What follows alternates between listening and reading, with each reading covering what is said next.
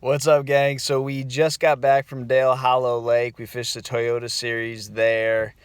It was a big turnout. I think we had close to 280 boats in that event, and the fishing was fairly tough for most people. There wasn't a real big population of fish shallow because the water was still low.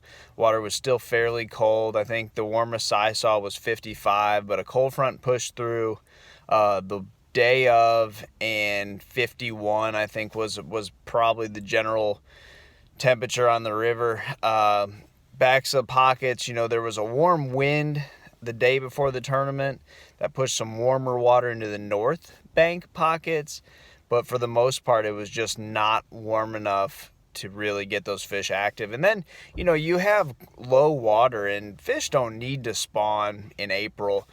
They can sometimes wait till June, super late. If that water's not right, they don't feel comfortable pushing up there because they think that water is going to continue to fall, or there's just not enough habitat in the water. Those fish aren't going to try to spawn. So it's not always like, water temperature and time of year. It's got a lot to do with the water level, and that's different on every lake. But this week for me, I realized that the shallow bite just wasn't very good. It was a day of practice to realize that. And then by the time I was like, okay, we're going to commit out to deeper stuff, we gave that a try and caught a lot of smallmouth. The smallmouth fishing was really good, but on Dale Hollow, you can't weigh in anything from 16 to 21 inches. So that's the majority of the smallmouth on that lake. So caught a bunch of those, never weighed those in, obviously, but I got caught up in a little shallow deal. I started on a roadbed, fished down my way, and didn't get any bites, and ran in the back of a pocket because I saw some shad. Immediately caught one. Non-keeper, threw it back, next cast, catch a keeper. So I'm like, okay, there's something going on. That warm air the day before had blown a lot of fish, or blown a lot of something into the backs of these pockets, and it's got the fish back there. So I pulled up. First one I fish, I catch one. So I'm like, there's probably something going on. So I run about 3 or 4 more, don't get bit. So I'm like, all right, back out to my deep stuff. A lot of wind that first day, and I just didn't want to commit out there. I really wanted to go catch them shallow. So that one bite really was a trap that I just fell right into. So I got out deep, that wasn't working, and went back shallow, and that wasn't working either. And I ended up hooking a 4-pounder in some wood, maybe a 3.5. I don't know. I never got my hands on it, but got to the side of the boat, tried to boat flip it. It was around a lot of wood.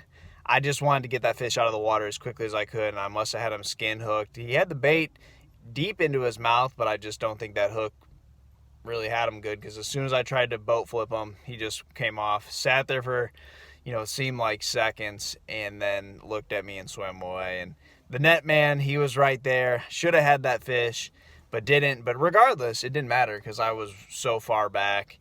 But that could happen to anybody that week. Coming with 2 or 3 fish was pretty par for the course. So the next day I fished a little more free, little less to worry about. I knew I was way out of the money range. Dale has a good population of 3 and 4 pounders in it. When you can catch them, you can have a really good day there. But there's not a lot of 6-pounders. So when you're 13, 14 pounds back, you just really don't have much of a shot. So I fished very open to any ideas. We tried a bunch of different stuff. And what I figured out that second day was, on that falling water, an Alabama rig was really key, because those fish weren't super shallow yet. So you needed something that would fish in that like 8 to 4 foot range. And that Alabama rig is really good for that when you have fish that are keyed in on bait. They're not to the backs of the pockets. They're on transition banks, those last channel swing banks before the backs of the pocket. And anything that I fished in the back of the pocket was really just a waste of the time. I should have focused more on those channel banks. Anything that had deeper water near the main channel in those creeks was where I got my bites the second day. And again, I got drug into wanting to fish the backs of the pockets because I see that wood and I see that shallow water and I just want to go back there in the springtime. And that just wasn't the deal. The deal was those fish had not made a strong pushback, probably because of the water level, and those fish were just hanging out there. Now, they weren't on every single one. I mean, the fishing was still very, very tough, but it was one of those tournaments where you had to dedicate all of your time to that one deal to get 5 bites. If you spent a lot of time like me fooling around with the backs of the pockets and not keeping yourself in a little bit deeper water, you just weren't going to get any bites at all. I got enough that second day. I had 3 fish for 10 pounds. I just needed 1 or 2 more bites to have a decent day.